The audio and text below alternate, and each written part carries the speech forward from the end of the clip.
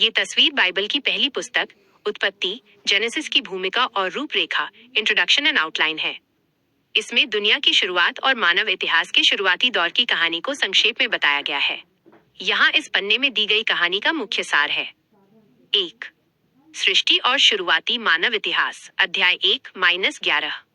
कहानी की शुरुआत दुनिया के निर्माण से होती है। इसमें बताया गया है कि ईश्वर ने जगत और मानव जाति की रचना की। संसार में पाप और दुख कैसे शुरू हुए, आदम और हव्वा की कहानी, कैन और हाबिल, नूह की नाव और महान जल प्रलय फ्लड का वर्णन है।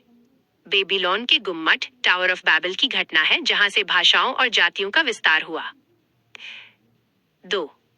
इस्राएलियों के पूर्वजों का इतिहास अध्याय 12-50। यह हिस्सा कुछ खास परिवारों और उनके ईश्वर के साथ संबंधों पर केंद्रित है।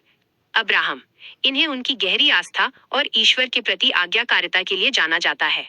इसहाक और याकूब, अब्राहम के वंशज। याकूब, जिसका नाम इसराइल भी पड़ा, के 12 बेटे हुए जिनसे इसराइल के 12 गोत्र बने। यूसुफ की कहानी, यह पुस्तक के अंत का मुख्य भाग है।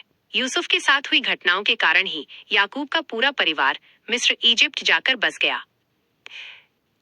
कहानी का मुख्य संदेश, इस पुस्तक का केंद्रीय पात्र परमेश्वर गॉड है।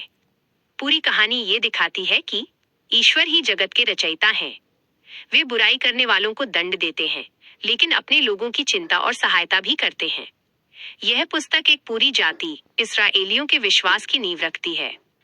रूपरेखा आउटलाइन पन्ने के नीचे एक लिस्ट दी गई है जो बताती है कि कौन सी घटना किस अध्याय में मिलेगी, जैसे सृष्टि की रचना 1:1 2:25 से लेकर यूसुफ और उसके भाइयों के मिस्र में बसने 50-26 तक। क्या आप इनमें से किसी खास